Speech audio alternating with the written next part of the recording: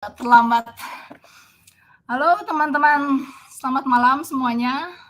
Selamat datang kembali di Agi Skill 3 episode ke berapa ini? 86 ya. Semoga semuanya sehat-sehat dan tetap semangat dalam berkarya. Perkenalkan, saya Anggia, si co-founder dari Massive Media. Ini pertama kalinya saya hadir sebagai host di Skill 3 Agi. So ya, please bear with me. Dan untuk episode malam ini, kita akan membahas tema menarik yang selalu jadi perbincangan di dunia game, yaitu peranan wanita di game industry. Saya ingat Agi pernah membahas topik ini di episode-episode sebelumnya, tapi lebih fokusnya ke industri dalam negeri ya. Nah, untuk episode kali ini, scope yang kita usung akan lebih broad, yaitu fostering women in games across Southeast Asia.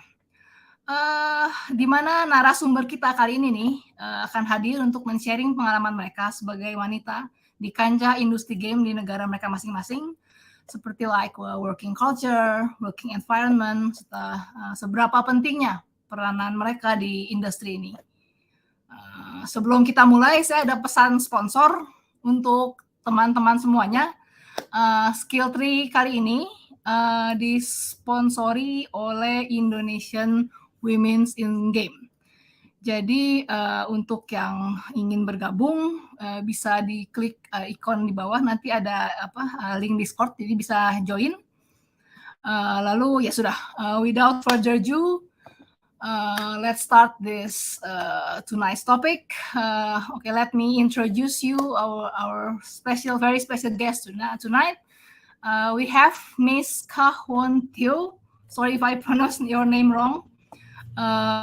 She is a global localization manager from Keyword Studio in Singapore, also a co-director at Women in Games Asia chapters. And we have Miss Kina Latif, founder of Persona Theory Game from Malaysia. And last but not least, Miss Kenzie, writer from Virtual S Asia. Hello, good evening, everyone.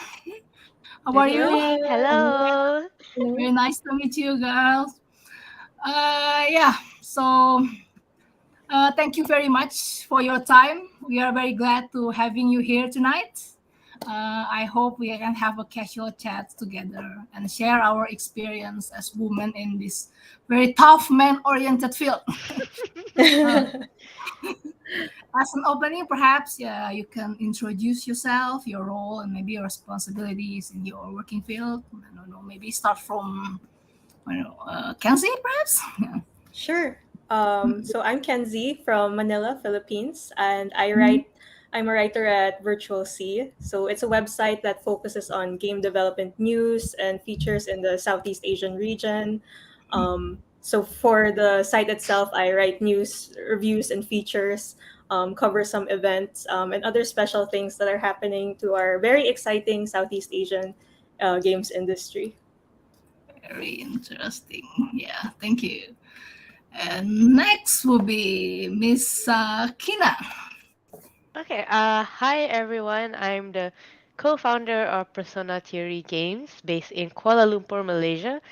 We're a studio that focus heavily on telling Southeast Asian stories in not just games, but we've done art installations and films as well, focusing a lot on the culture in Malaysia, but sometimes also it cross paths in the region.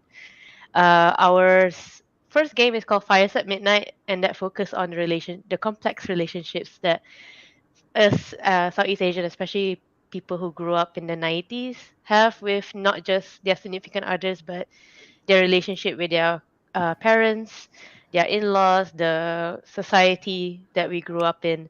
And then our second game, Cabaret, is funded by Wings Interactive, and also we're part of ID at Xbox. So that game is coming out in a few months, and that game focus on showcasing the myths and legends and gods of Southeast Asia, some of them being from the Philippines, Indonesia, Malaysia, are all represented in the game. So that's us. Yay. Thank you. And Miss Kahueteo, thank you. So it's your turn. Hi everyone, I'm Kahui. I'm based in Singapore. I'm the global localization with localization manager with Keyword Studios. Keyword Studios is a technical services provider to the industry. We have more than 70 studios worldwide, more than 12,000 employees. We do have a team in Indonesia, by the way, and we support game developers and publishers all the way from content creation, such as art, game development, right down to localization, quality assurance, marketing, prayer support, community management. So we basically serve the whole suite of the game production process. And part of my job is also to serve on the Global Diversity, Equity, Inclusion, and Belonging Council within Keyword Studios. And I'm also the co-director of Women in Games Asia. Oh, nice. Very Yeah. cool. Thank you. Thank you. How long have you been working in this game industry, and what do you feel about working in this field? Like, are you happy, or are you tired but still happy, or what? Perhaps you want to share your experience with us. Who wants to start first? Anyone? I can share first. I've been in the industry for more than 14 years. Mhm. My first job was with Electronic Arts. So I used to work for EA on some of the titles that I'm credited for, include Battlefield and a whole bunch of other FPS titles. Yes, so for me right now, it's tired, but I'm not happy. I think we choose this industry and we are still here because I think games is an industry that really thrives on passion, meaning the excitement of delivering products to people, where people are actually looking at it, playing the game itself. So I think this is something that you go to work every day, no matter how tired you are, you're going to deliver entertainment. It's going to make someone brighten up someone's day. It's going to bring joy to people. I don't know, sometimes it bring anger to people when the game doesn't go well, but still it kind of evoked certain emotions in people. So I think that's the fun part. Yeah, I guess Okay. echoing what she said, like we're all here to tell stories in some way, whether or not it's in journalism Mhm, or it's making our games. I think for me, I've been in the industry. Personal Theory is about 6 years old this year, I think. Prior to this, we were the studio co-founders. We were in films, and so telling stories is just in our blood. And mhm, oftentimes, when I was in my previous industry, I feel like I didn't feel like I'm telling the stories I want to tell. So I get to do that in games. mhm, I think it's also quite important that we do the things that we do, because sometimes when uh, people across the world, like in America, for example, they see a game like Cabaret, and then um, like they see their themselves represented in our game. So I feel quite proud of that, of what the industry in Southeast Asia has become. And whether or not I'm happy, I think I'm the type that is never happy. Like I feel like there's more that we can do as an mhm, industry. And we I think in Southeast Asia, especially, even I'm speaking like in Malaysian lens, I feel like the industry is still quite new compared to films and mhm, TV, where it's already like mhm, quite there's a strong infrastructure already, but games is quite new. And only now, especially locally, more and more indies are coming up with their own unique games and unique stories. So it is an exciting time. And whether or not I'm tired, I think I speak for all of us here that we are all always tired. But we believe in the industry. That's why we're all still here. mhm, mhm. Yeah. Yeah. Yeah. I'm Okay. curious, Angie and Kahoy, were you also starting in the game industry before, or did you have previous industries? I was from engineering. My Ooh. my ma- my major is chemical engineering, so I was an engineer for about 9 years before Wow. I do a big career switch. Yes, Wow. yes. So Wow. I came from a male dominated industry to a male dominated industry. Yeah. Yay! Nice. Yeah. Yeah, I had to ask because I think that's a similar experience to me. I Mhm. was working in an industry and just some jobs that I really hated. So so I've only been in the industry, I would say, officially for like 2 years, and I would say it's the best decision of my life, and I'm very happy. Maybe I'm still fairly new, so I could say I do feel tired, but every Mhm. day I'm motivated by a new Mhm. goal or a new milestone or even a new person I met in the industry. So I don't feel that tired yet. Yay! Hopefully not. Hopefully not. Yeah.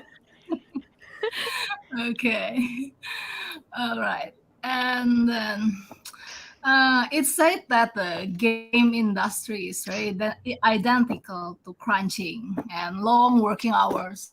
Is that really happening on the field? Like, yeah, because we heard that there's so many like AAA studio with the crazy working hour and some such something like that.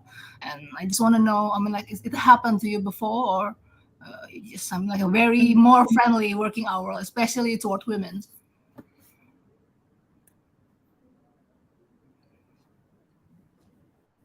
Mhm. I think I can only speak for my company, and officially we work 10 to 6, but there are times where we do go over, but we work from home, so that also helps a bit. When it comes to long working hours, I I've heard a lot of juniors from the other fields as well, from the other companies talking about it. I believe that, like, locally we are trying to fix the problem. We are very aware of it. Also, we personally, I came from the film industry, so that means I work 5 a.m. to 5 a.m. the next day. So my Yes, that's my same. level of my level of like going home or finishing work at a acceptable time is not the Mm. best. Like, I think I'm so used to working Mhm. as I think as a founder of a studio, I Mm. feel like my official working hours is 10 to 6 with my team, but when 6 p.m. onwards, I feel like that's when I can do all the other things that I need to do for the studio that is doesn't involve my team, which can be like as boring as auditing, keeping up with my taxes, and Yeah. all those things I can do after 6. So technically, I don't stop working. That's very bad of me to say, but being a co-founder of a studio, I guess it's not. I Mhm. wouldn't recommend it to everyone. Agree with you. Something I think how about for myself, we have. I mean, I have personally seen a very bad crunch time with studios, especially when you work on titles that needs to go into first party certification. Things like on the first party platforms, Xbox, PlayStation, there are certain dates where the build just have to go in for certification. You basically have no choice. There is a hard deadline everyone is working towards. So sleeping in the office, camping out, almost not going home, it happens to quite a number of studios. And even in different parts of Asia, as they go into crunch, we have seen that happening. I know, year after year, companies are trying to plan better around the time.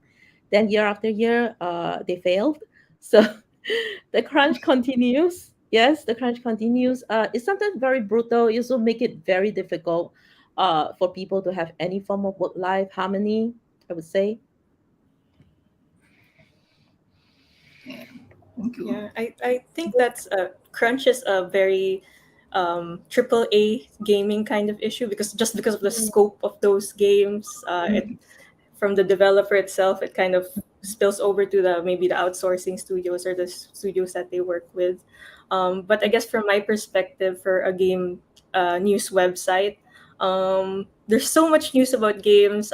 Thankfully, I'm focusing on Southeast Asia, but there's still so many things to cover. It's very exciting for me. There's new developments that are happening all the time, but of course that means you have to manage your time really well, because playing a game and reviewing it will take time. You need to get news over like edited and correct, and put it on the website in time so that it's relevant to everyone who's reading it. So thankfully, Virtual C is kind of more relaxed there. We're very focused on putting the information out there. So in terms of crunch, I don't feel it, but I understand that maybe the bigger industry or the AAA industry has that a lot. So prepare for that if you're going to enter the AAA gaming industry. Yeah, it's kind of brutal sometimes. Okay. Okay, next questions. Knowing the fact that game industry is dominated by men, right? As a woman, what inspires you to be working in this very like manly industrial type? Is there any personal gain or some like you like more challenging or something like that? Perhaps, yeah. Perhaps Kenzie first, if you want to Yeah. start Sure. describing. Me? All right, Yeah. sure. It's funny because as a game enthusiast, a fan, I like how when it comes to games, gender kind of melts away. Like I could be speaking with someone, male, female, non-binary, and we'd be gushing about Elden Ring and Ace Attorney and everything. And it doesn't matter. We're talking like friends. But since this is the gaming industry, it's a professional industry, a lot of social cultural things affect, at least from my experience and even my previous experience. I come from the Philippines, so it's unfortunately it's kind of misogyny. It's kind of a patriarchal society. It's still built into the culture. Um, I guess my uh, inspiration and motivation is to make sure that it's visible that I am someone in this industry who participates in it and is thriving in it. I'm enjoying it.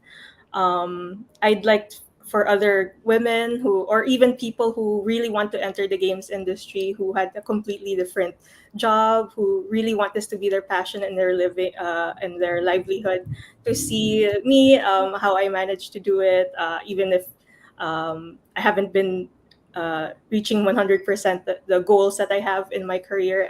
I'm enjoying my journey towards that. So that's kind of uh, my desire in a male-dominated industry. Thank you. Sharing for us. Okay, next, Miss Sakina, perhaps. Sure.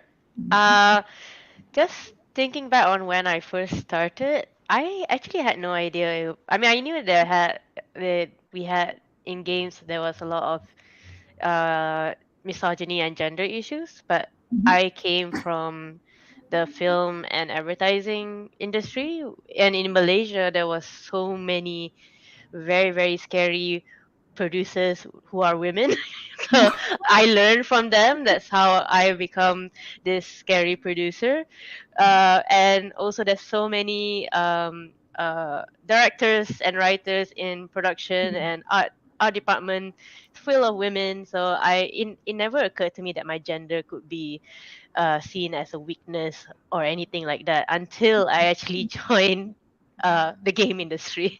It was actually quite a culture shock. It's weird because I know film is old and there's a lot of patriarchal systems in it, but in Malaysia, there's what you probably don't see is behind a lot of male directors, behind them are very scary and strong female producers so, to keep everything in line.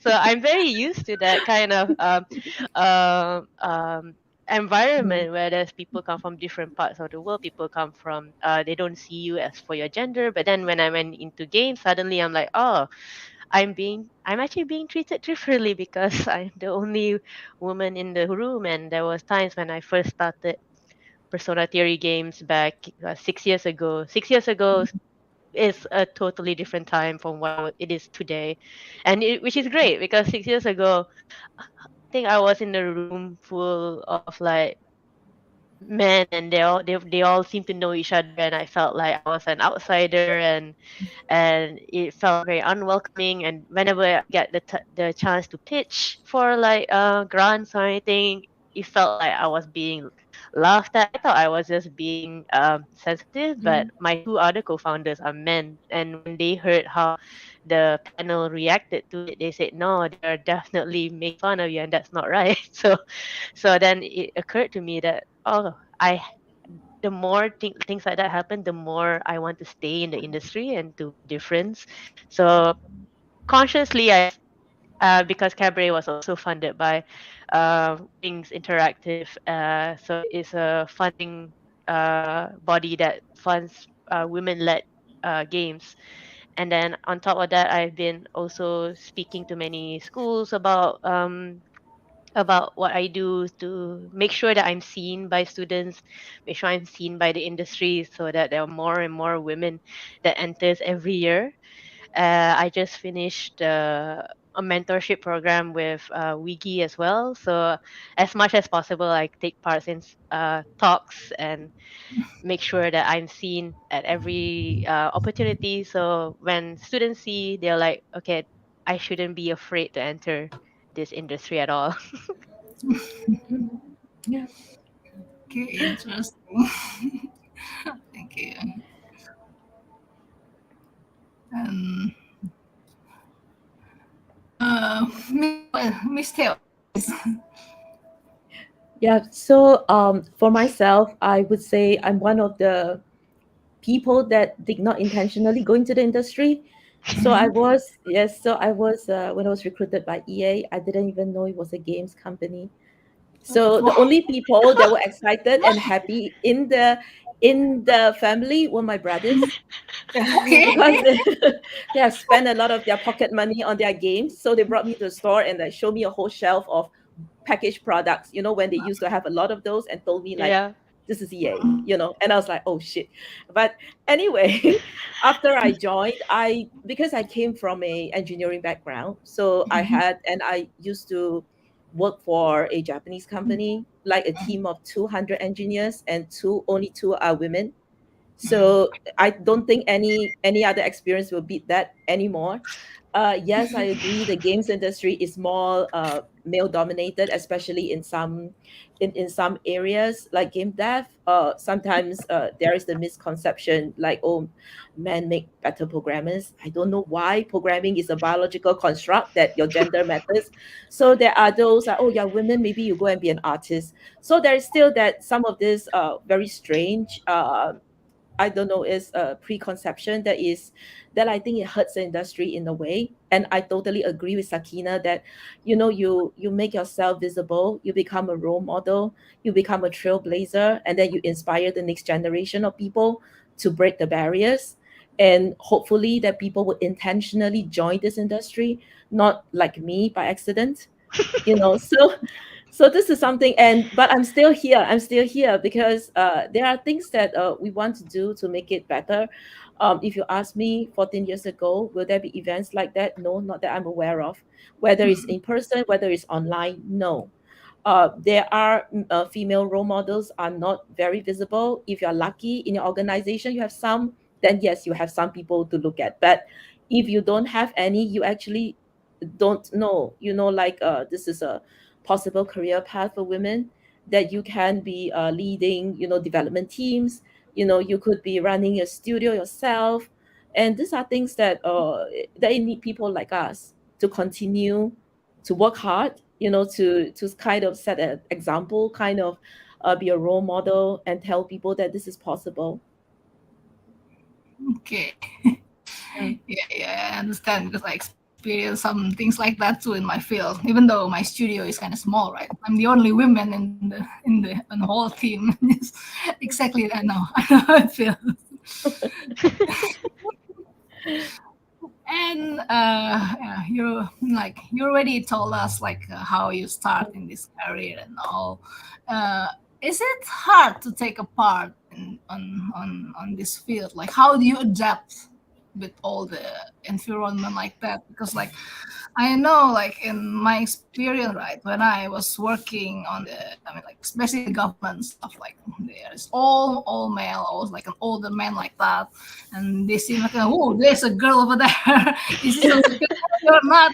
Excuse me, I'm like the co-founder, and it's okay. So I need to really adapt my, I mean, like the way I speak, the way I told myself. Mm, In order to represent myself, so they can see me and I'm like a lead figure, so I'm at the head department of the company. And perhaps you have some kind of experience like that as well. yeah. I think for myself, I think the toughest part for me during my whole career was when I have children. I would Mm-hmm. say that for me was one of the more difficult phase of my career, where you're trying to balance everything. You're trying to prove yourself. You have to, you are a caregiver, and my children were only born 2 years apart. But I want to say that from my experience, this is a positive story. I had a very supportive boss. So he was the same boss throughout my two pregnancies, and he was very supportive. When I came back from after having my first child, I was promoted.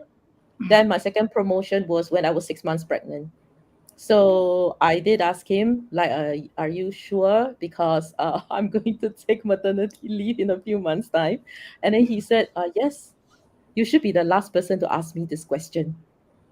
I was like, okay. Oh, by the way, he's a male, so is a male boss. And the main thing about this is there was once I mentioned this story in a call, and then I was saying, oh, I was lucky. And then one of the men in the audience stopped me and said, no, it's not that you're lucky. You deserve it. Oh. And then I was like, oh, all this male Oh. allies also kind of bring a positive vibe, because sometimes when we sit around the table, we talk about all this experience. There are definitely detractors among the men who Mhm. kind of make our life more difficult, create more Mhm. barriers for us than there already is. But then there are the ones that are trying to remove it for us. And that for that, I think we have to appreciate that, because in my life I've came across both segment of the male population, and I think I have the necessary support to get me this far today. And another thing I learned was the support of the team. I think the immediate team members around you.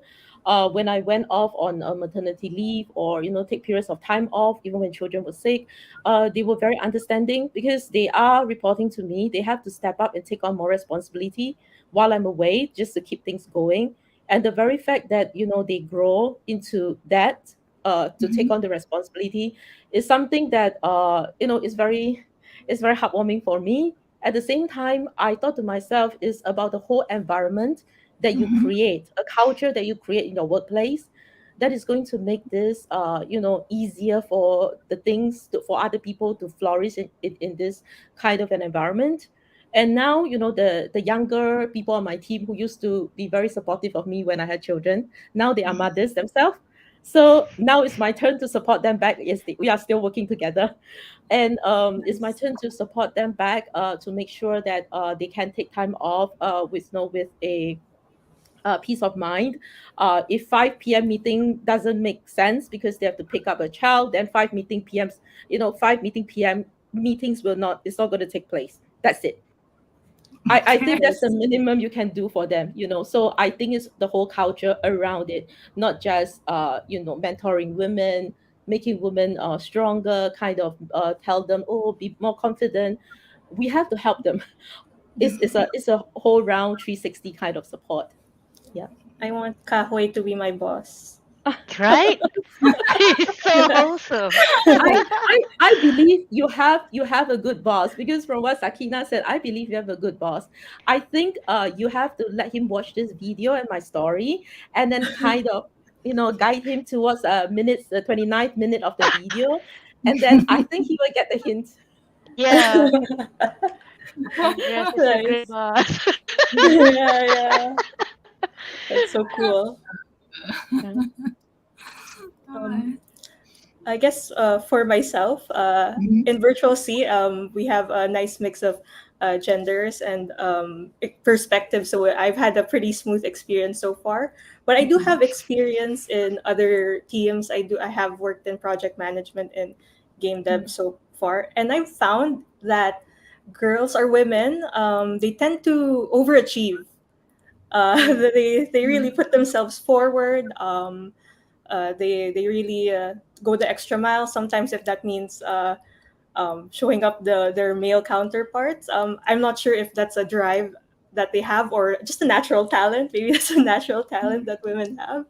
But I've seen that women have succeeded expectations. Though I have to say, I do still hear from leadership some concerns about girls, and includes when especially if when they're being considered for leadership positions. Mm, Will they be too emotional when they make these kinds of decisions and things like that? And it mm, just makes me snap back and say, "Are you serious? In that's that's 2023? pretty, yeah. Are you serious?" Yeah. So mm, yeah, I guess we just need to maybe that's also affected maybe that kind of meeker, softer voice kind of perception that girls have. I think we just need to give each other confidence to be able to speak our mind and to know how to uh, know how to project ourselves better, especially in leadership positions. mm, Yeah, yeah. I think what the industry is still quite new, even in Malaysia.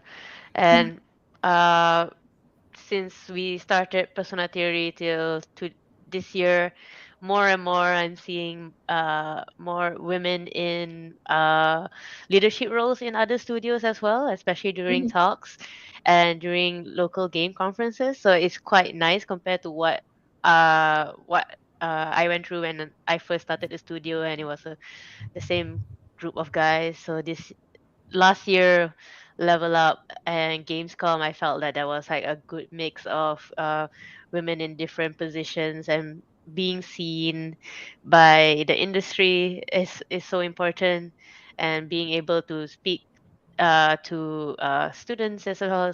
I feel like that's mm, quite important.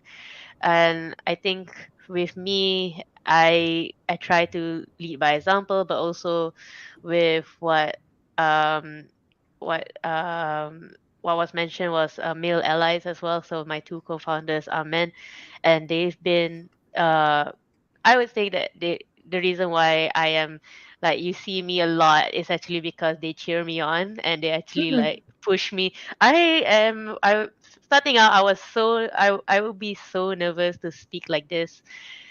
Like I will be stage fright. Like I'm one of those people that that's the reason why I'm a producer, because I like to be behind the camera.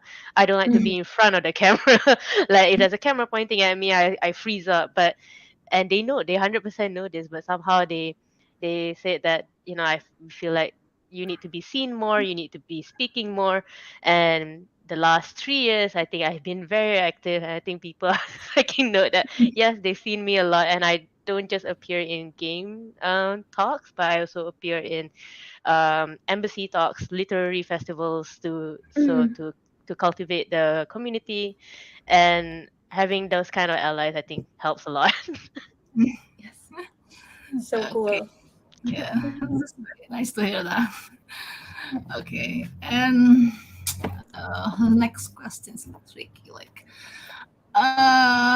we've seen that like women sometimes like have like a kind of like on some part of the industry still have some kind of unfair treatment like that. Perhaps do you have any suggestion like what the industry should do? I mean, like towards women in this industry, because we know that many of women out there are starting to have interest in this field, and seems that since this field is new, people still are not ready for it. Do you have perhaps any? Let's have some kind of like tips or something like that. Do you want to? I mean, like you need to build more female environment friendly or something like that.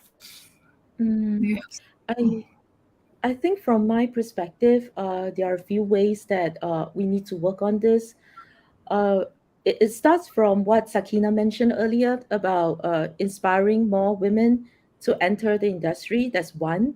And in order for Mhm. them to enter, you have to create an environment that allow them to, fulfill their potential to the fullest.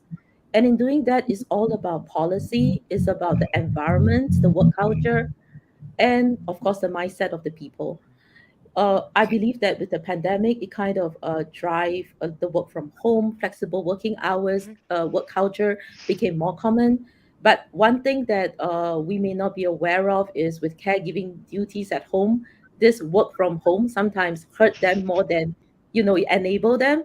So we have to judge on individual basis. I have people working from home, but the father-in-law is disturbing her every 30 minutes, so she would rather be able to work in an office, and I totally understand that. And the other part would be about flexible working hours.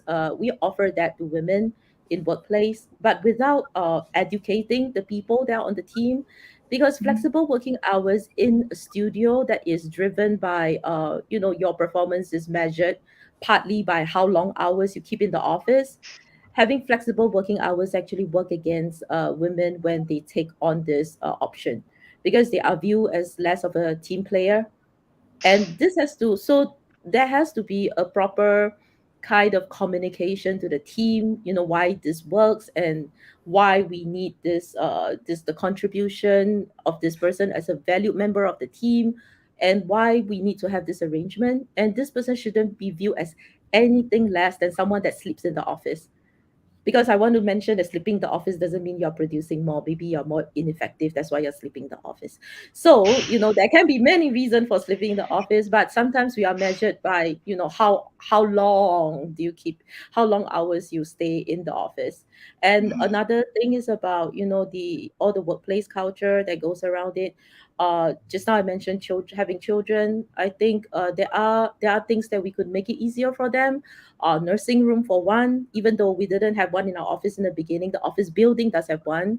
Things like, having allowing them to work from home for certain days when children are sick, some form of, and this should not only benefit women, it should benefit men, because I know of situation where sometimes the father is actually a better caregiver, but they are ashamed to tell their other male colleagues they're taking time off to care for a child. So Mm. they would say, oh, I'm taking time, and they will give some other crap reason so that they don't get laughed at, but they want to be an involved father. So it actually, they do face the same kind of discrimination as we do. It's just that there's this group of people that are keeping silent. So this is a multifaceted problem, and I think that all this will drive towards creating an environment where everyone can be really what they are. Like, you're not afraid to log off at 5 because you have done your work, and tell people, I'm going home now because my child has only one childhood. Okay, bye. And then you go. Some that we must have a culture where people can confidently do that, and it's not wrong.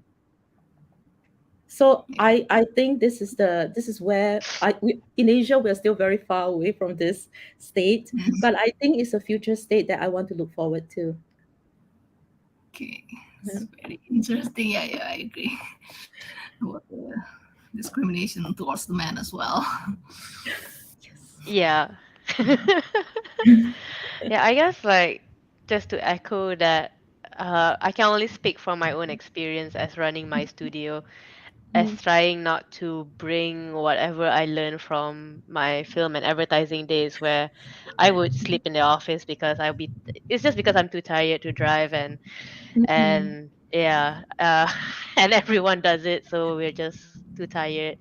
But since I started my studio, make it I try to make it a rule that 6 p.m. you clock out means that we don't there shouldn't be any messages on Discord, but I do see sometimes the programmers, I guess, they like to do it at night when nobody's disturbing them. So I do let them be a bit more flexible. And then if they have family time, or they need to pick up their wife or something like that, it's not an issue with me, because I guess I trust my team in that way, that I don't micromanage how they work. They know exactly how and when I like my things, and they just present it to me every WIP. But I guess, speaking as an industry, working from home something is one of the positive things that came out from the pandemic, where some companies are starting to see the pros and cons to it, and more employees are they if they think that is the best option for them, that is what they want, because that means Mhm. they spend less time in traffic, and that means saving Yes. more money.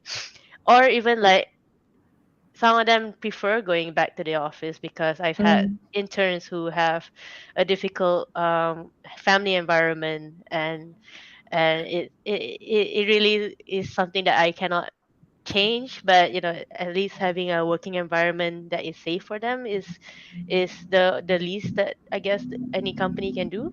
So mm, it's a topic where the bigger studios, I don't know what they're doing and how they're mm, fixing it, especially because there's a lot of client works and a lot of NDAs. mm, So a lot mm. of bigger companies, they don't want that, and there's a lot of the things that I understand you could get in a lot of trouble if things just Yes. leak from a personal PC. Even if I Mm, was a producer on that end, I think I wouldn't sleep very well knowing that somebody's working from home with something that's very PNC that could cost mm, me my entire career. So it's a lot of things in the industry that I guess the other industries have it a little bit more figured out to a certain extent. But I think seeing how um, speaking like this right now, when people listen in, they it starts with, I think, growing a seed, just planting a seed in people and make them think about it, and hopefully like in 5 years things will improve and we'll have more dialogues about how to make games about a bit more accessible, flexible, especially yes. for people who are new to the industry, or people who have kids, both from Mm, mothers and fathers. I think maternity leave is something that all mm, industries are fighting for, but the worst one is also paternity leave is like almost non-existent here in Malaysia, mm, which is also equally bad. So I think across the board, if if we can fix, it's not an easy fix, but if we can make things happier, or more accessible for both men and women, I think the industry will be better for it. Okay. Yeah, mhm, totally agree with those. The total environment. So everything was totally that. I guess I would just add that maybe in our working environments, more people need to have the courage to call out bad behavior or misogynistic behavior. Mm-hmm. mm, mm, Sometimes it's really a boys' club, and you hear the kinds of jokes that they make, and then they think Yeah. it's okay. mm, It's time to like say, that's I don't think that's That's highly right to say. inappropriate. Yeah, Yeah. yeah, that's very yeah, inappropriate. yeah. Yeah, we have female, even if they didn't have female team members, that would be bad. But just having that courage to instill those kinds of knowledge and what's the right word? Um, yeah, just knowing all of these political correctness, or rather just these nuances, especially with women in the workplace. I think it's very important. So I hope, yeah, exactly those Mm, male allies, and also females themselves who would stand up for themselves if they feel harassed or some kind of injustice against them. Yeah. mhm. Yes. Mm, All right. Thank you. We already going 40 mm, minutes. Now we are moving to the live chat. Like comment this question in the live chat. Do we have one? Yeah, I think we have one. Hold on, hold on. I have one from here. From Riris. It haven't showed up in the screen yet, but okay. Okay, yes. okay. Yeah. If you got the golden opportunity to change your career, what do you choose or you want to be? Who wants to start first? Well, I just got here, so I can't Okay. think about that yet. So maybe Sakina and Kahway first. Hmm. I think I always joke that my dream job would be to be a housewife, and then everyone told me no, you are going to fail terribly. You'll be bored on your third day. Okay, so the thing is, I think I will pursue a academic career, maybe be a teacher. It has always been my dream to further my studies. So I think, yeah, maybe I'll be a teacher. I have taught at college level before, as kind of a maternity cover for another teacher. So I don't think I can teach anyone younger. Maybe somewhere around 17, 18 years old would be good for me. Yeah, Hmm. too young is too chaotic for me. I think they will drain my That's hard energy work. in three Yeah. minutes. Yes. I'm sorry. Hmm. I feel like this is quite hard for me because I feel like this is my I'm in the my dream career, but also at the same time, the thing that I would really want to do is actually make a movie with my team as well. But it's still kind of the same from my Mm. my industry, so it's not really too different. So I mean, I always tell my team maybe we make 5 games and a movie, and then we ride off into the sunset or something. But I think if it's not in the creative line, like Hmm. I would be anything to do with animals. Like in my once upon a time, I wanted to be a marine biologist, but then I decided I was very scared of the ocean. But I was obsessed with sharks, so I want to work with sharks. But to work with Sure. sharks, you have to go, yeah.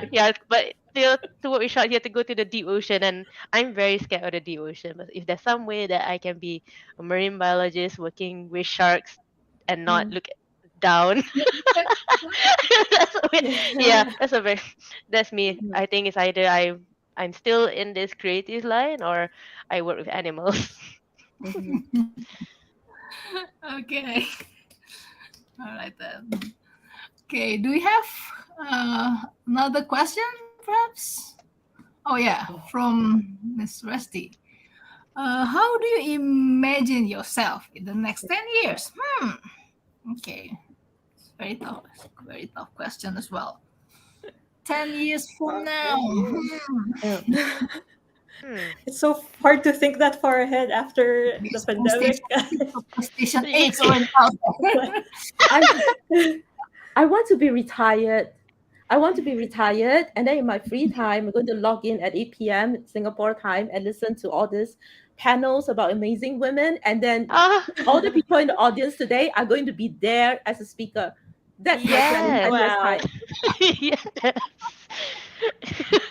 that's so because cool. I'm Yeah. tired. Yes, that is all this is about You because we need the deserve next it. You deserve generation. it. Yeah, you Yeah. deserve it too. Agree. Yeah, I think in 10 years, hopefully, I will achieve that 5 games and a movie. And then I'll be Nice. preparing to ride off into the sunset into my marine biologist dreams. Or I think last year that was funny that I made everyone in Gamescom go to the Singapore Zoo with me. So maybe I'll work Oh, at Singapore Zoo because that was my childhood. I love Singapore Zoo, so maybe that'll be my retirement. 10 years, I have made my games, I've made my movie, and I'll be at Singapore Zoo playing with the animals. cool. You have Nice. you have to come again. You have to come again in October this year. Yeah, The Oh, river safari should be yeah, ready. we need to see the Yes, tapir. Oh, yes, and then the bird park should be moved to together with the zoo. You can oh, cover that's so Yeah. cool. everything all at once. Oh my I have god. So to see that. you have a date with me in Yes. October, okay? Okay. Everyone Kenzie, you have is to a go. Come witness on. to Yeah, this. Yes, yeah. Yeah, okay. come. Zoo Sounds again. like a date. Yeah, Yes, I can't wait. that's really cool. Uh, I guess for myself, after I've accomplished what I want in the games industry, I'd really like to be a documentarian.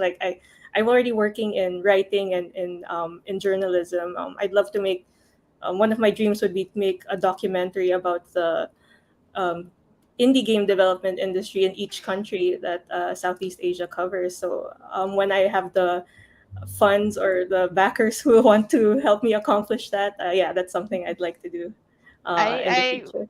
my team does documentary, so it's something not Oh out of the wow! ordinary. oh, Yeah. oh. Yeah. Well, there you go. Before the pandemic, we did one on the in Malaysia. We had something called Mak Yong, and it was more Oh, experimental, black and white, mm, slow shutter. So cool. yeah, it's not. We'll be in touch. That's cool. Wow. Okay, I'll pick up tips from you. Yeah. That's so cool. Okay. Okay, we have Okay. another questions from Hanachi to Kenzie. As someone working as a media, if you can suggest what is it the gaming medias out there can Mm, do to be able to support the women in gaming, especially Southeast Um, Asia? yeah, thanks for the question. I think as a journalist myself, I think we really need to look for these amazing. We know the talents there, and a lot of them are also women who have been working very hard at these games. Uh, I guess it's to find each other. I feel while I'm very happy to be meeting all the founders and the developers I've been meeting, I do notice that most of them I do speak with are men. I'd love to be able to connect with those women who are not just from student games to full fledged releases. I guess they could just hit us up in Twitter or their email or website.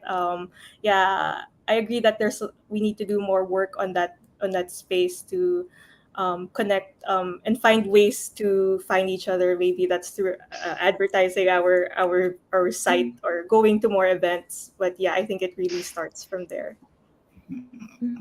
Okay, I hope it answer the question, Hanachi. Yeah. Do we have another question? Oh, okay. Okay.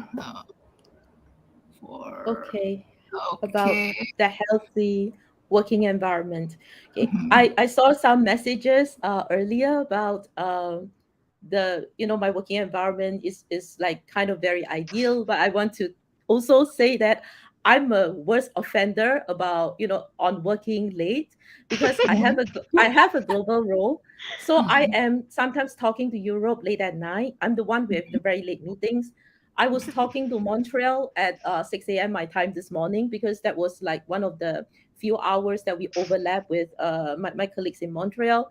But I try to keep it to me be the one that I'm the one that does the necessary communication, and only in very critical time where if you don't communicate now, you lose one day. So in that kind of cases, I will be the one to do the outside of working hours communication for and I think about a very positive working environment. A lot of it comes from trust. If you trust your team, because I have a personal belief, if you don't trust someone, you don't hire that person and don't put that person on your team because you're suspicious of what they are doing when they work from home. You want to have some form of camera or tracking, like how much time they go to the for a smoke break or for a rest. I think if that trust is not there, then it's very difficult for it to work. And a positive workplace culture comes from having everyone understand that we all come from different background. We are fighting our own personal battles at home. So when we go to work, sometimes people are facing more stress. That could be like they have some challenges at home. Maybe there's a sick parent, and be more understanding, be able to empathize. I think it all comes down to understanding each other and knowing that we are all different. So not everyone every day can contribute the same as you. And some point in your life, you will also face the same challenge. So one day you will need them to be understanding of your situation. So it's kind of a give and take thing. I believe that's it. And then another point I want to make is also about company policy. We have to keep advocating for it. When all of you eventually move up to leadership position where you're managers, where you have a voice in advocating for policy, this is when you should try to speak up for the people after you. I have a friend, a personal friend. She actually signed up to be a foster parent. She works in tech. So when she take on her foster child, it was from a very difficult background and it took up a lot of her time. Between her career and the foster child, she actually gave up her career. But during the time when she was struggling with this, she fought for childcare leave for foster parents. The Eventually the whole policy was implemented in the company after she left. but she had no regrets. She said, I left a positive mark on the company. So for me, it is also about that. And she's younger than me. So Mm. she is she's the inspiration to me by this story. So I hope that by sharing this, all of you will understand why we need Indonesia Women in Games group, because this is a kind of community where you come together. If your company is very small and female being a minority, you cannot find any role models or anyone to share your challenges with, to get advice from. But a wider community with people from other companies, you get access to Sakina, you get access to Kenzie. You can talk to people who are founders of the very rare female-led studios in the region, and then ask them for advice. Because some of the best advice I got were from people that I met randomly at some industry events. And these are all the inspiring stories I hear. So I believe in the value of such a community. Yeah. So I think that's where, and you bring this back with you and try to, make your working environment better. And the other women hearing your story will also do the same in their company. And then we will change the industry from the ground up, Mm. right? Yeah, yeah, agree.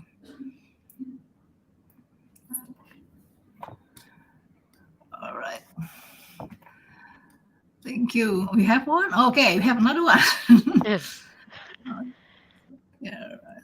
Women Right. must see how to initiate their own game definition. What do you suggest to change that?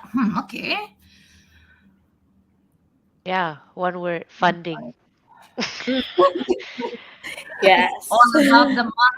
All about funding, all about the not just funding, but the infrastructure to support women who are in this position as well.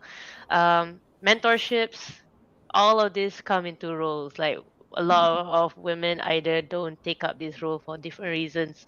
It might be they uh, the lack of manpower, co-founders, but ultimately I always feel like the number one thing that can fix or at least start having more female-led studios is actually funding. mm, Yeah, the lack of funding in Southeast Asia for not just indie games in general, but women-led games studios. I actually don't think there is.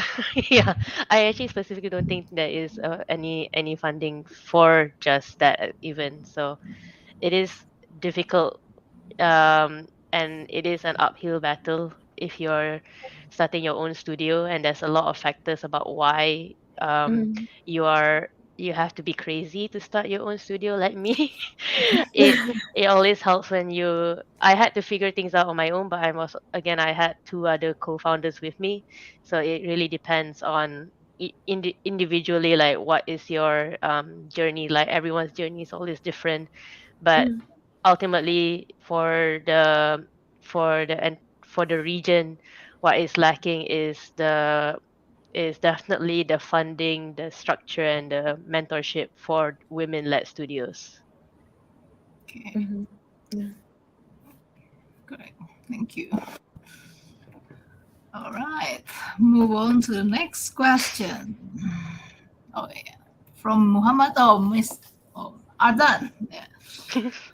What do you think could be as an obstacle or something that we should provide as say, game development ecosystem to more forecasting women in game across Southeast Asia? Mm, Obstacle. I think it's just letting women know that these jobs are here. They'll do really well in these jobs, and they should apply. mm, Yeah, that's Yeah, from my perspective. yeah. Actually, that is one of the things that when I was a mentor at Wiki, I think I'm trying to advocate, tell my mentee that if it's very important for people as young as students to see her, to see that she exists.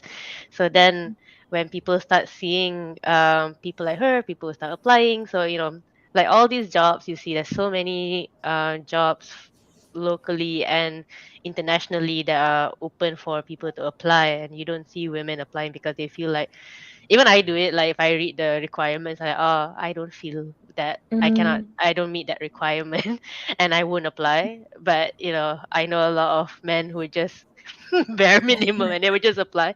I think that is important. Everyone should just apply. There's a lot of space mm. for women right now, and just apply everywhere.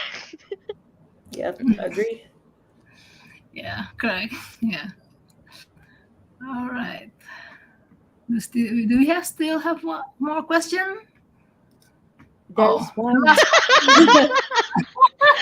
No, Yes, yeah, it will. Yes, It we will bring are. everyone in this panel. Yeah, yeah, everyone handle the everyone chat. this panel. Yes, and Yeah, Sarah. And Sarah, yeah. you have to come with Let's us to the go. zoo. And we'll go to Yeah. the bird. We'll go to the bird park as well. The bird Oh park my will be god. ready by then. Yes. I Oh Nice. want to my come god. along next time. Yes, come. All right.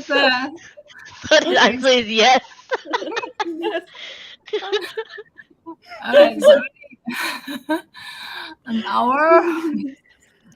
It's nice to spend time with you guys. For Mm. some closing statement, do you have any tips to encourage young women to enter, survive, or even level up in this industry before we close this Mhm. session? There's some kind of like cheer up kind of stuff. Uh, I'll go first. So Yes. one of my favorite video game characters is female video game characters is Yennefer from the Witcher series. Ah. Oh So yeah, I I like don't want it. I don't want to super spoil it, but she gains in the I've played the game and read the book, but I'm particular about the Netflix show actually. So she gets extreme she gets extremely powerful at the cost of her ability to give birth, but she wants both, and it's like her life's mission to get back that ability to give birth. And she was asked. So she goes through this massive, painful ritual, and she's asked, "What do you want?" And she says, "I want everything." And that really hit me because it says, "Why not? Why can't she have everything? Why does she have to give up one or the other?" And so I feel like women shouldn't be ashamed of the things that they want. They should be able to say that this is their dream, not be held back by society or their even internalized societal Mhm. issues. So yeah, don't be afraid to dream big and go for it. Agree, agree, agree.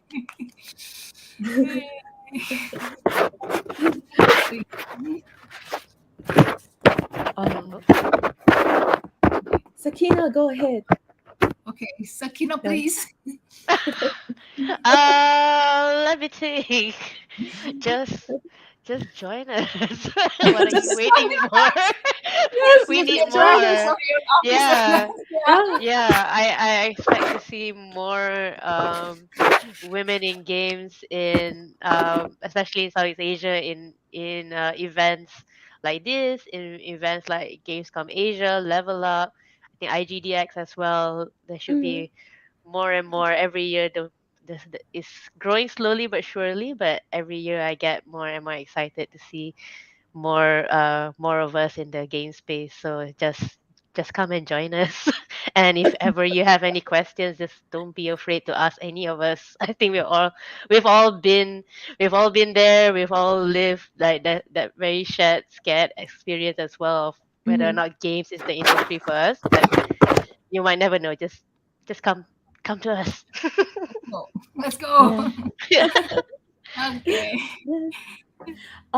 For myself, as a closing statement, I just want to say that it has been a very nice evening, a very amazing evening to be joined by women in games industry because having this community itself is something that we don't have 10 years ago. So we should really cherish it.